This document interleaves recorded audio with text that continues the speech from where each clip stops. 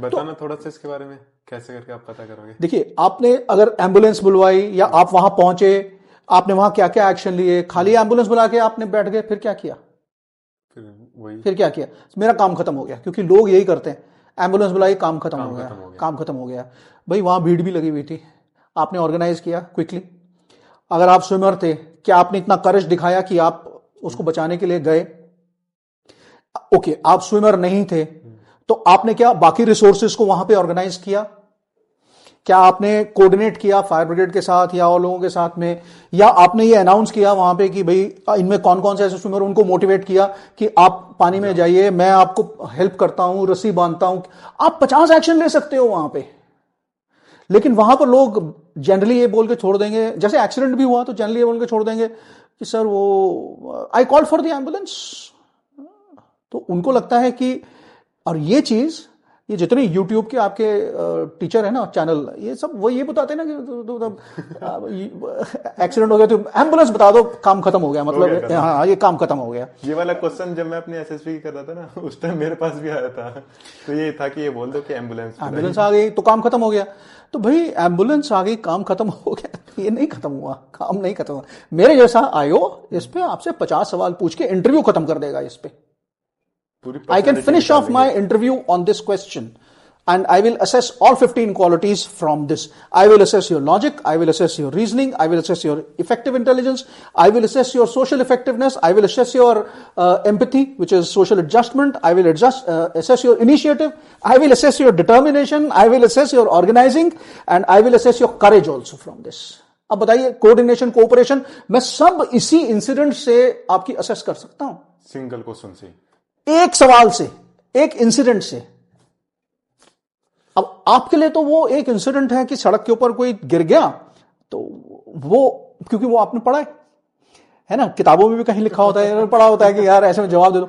आपको ये नहीं पता कि एक सवाल से मैं कैसे असेस कर रहा हूं। तो यार अब वो ये ना कि मेरे बाल ऐसे नहीं गए, है ना, हम ऐसे गंजे नहीं हुए, इसीलिए हम भी प्रेसिडेंट बने, शायद आप अभी नहीं बने, कल बनोगे। तो समझने की यह जरूरत है कि आपको यह मत समझो कि सवालों के जवाब ठीक देने से सिलेक्शन होता है। ठीक गलत कुछ नहीं है। क्या आपके एक्शन या जो आप कह रहे हो उनसे आपकी OLQ निकल के आ रही है या नहीं आ रही है? अगर नहीं आ रही है तो आप सिलेक्ट नहीं होंगे। तो सर जैसे एसएसबी में एक बहुत बड़ा क्वेश्चन है कि इंग्लिश स्पीकिंग में मेन रहती है, सच है?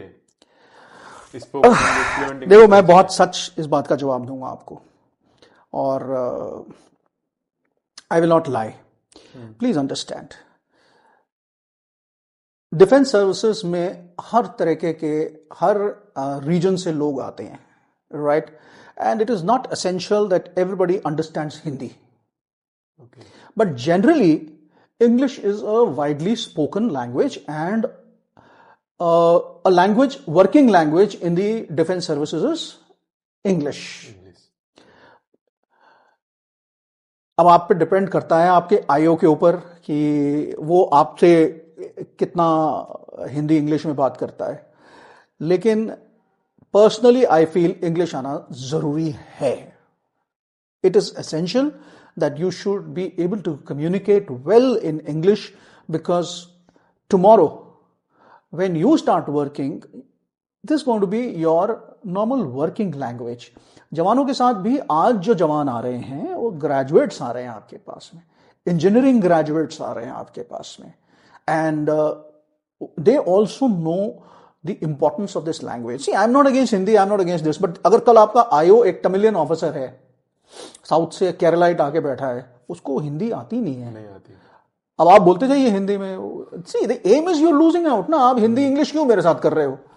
आप ये सोचो, how will you communicate with a person who does not understand Hindi? Now it's not always essential that a Punjabi like me will be sitting over there, तो आप मेरे से हिंदी पंजाबी में कुछ भी बात कर लोगे। तो चलो, मैं तो फिर समझ लूंगा आपकी बात, और मैं कोशिश करूंगा कि आई विल ट्राई। आपका expression, power of expression is part of your factor 1। Power of expression is part of your factor 1। अगर आप में एक्सप्रेशन नहीं होगा, आप एक्सप्रेस नहीं कर पाओगे, तो कल अपने जवानों के सामने खड़े होके साफ तरीके से कैसे उनको ऑर्डर दोगे? जब आपको समझ में आ गई लेकिन आप किसी को समझा नहीं पा रहे हो, तो ऑपरेशन में खड़े होके किस तरह से आप ये समझाओगे कि हमको क्या करना है? आगे के तो इसीलिए पावर ऑफ एक्सप्रेशन जो है, पीओई फैक्टर 1 का सबसे one of the most important quality है। अब पावर ऑफ एक्सप्रेशन का मतलब हिंदी इंग्लिश नहीं है। How are you able to express your self?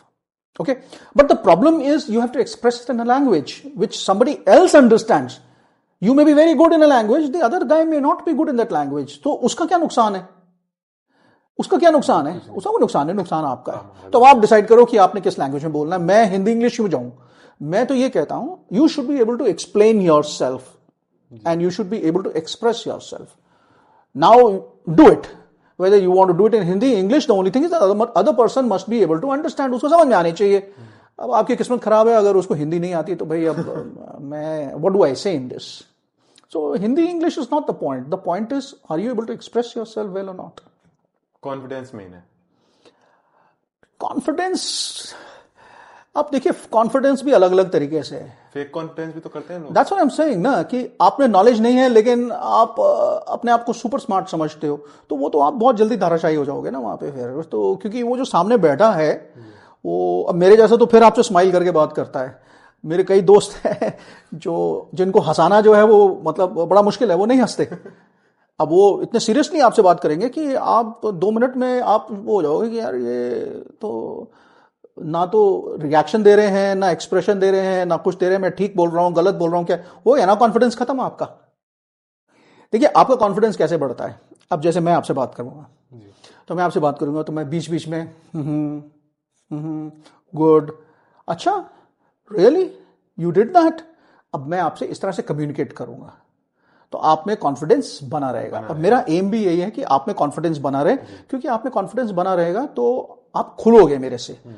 अगर आपका लाइवलीनेस नो हो गया वहां पे इंटरव्यू में और आप डिप्रेस हो गए तो आप धीरे धीरे अपने आप को सिकोड़ दोगे, आप खुलोगे ही नहीं। मेरा एम है आपको खोलना, और खोलना है इसलिए ताकि मैं आपके अंदर झांक सकूं, है ना। तो मैं तो कम्युनिकेट करूंगा, बट अब then there are some people जो who don't, who will just sit like this. अब आप क्या करोगे? आपको समझ में नहीं आई आप ठीक बोल रहा हूँ गलत बोल रहा हूँ, तो आप जाओ ओवर कॉन्फिडेंस में, जोर की लोग करते हैं वहां पे, दरवाजे के अंदर एंटर करते हैं जोर से चीखते हैं जय इंसाफ। अरे भाई सबको सुनता है, कान है। यूट्यूब पे ये वाली वीडियो सबसे वायरल है।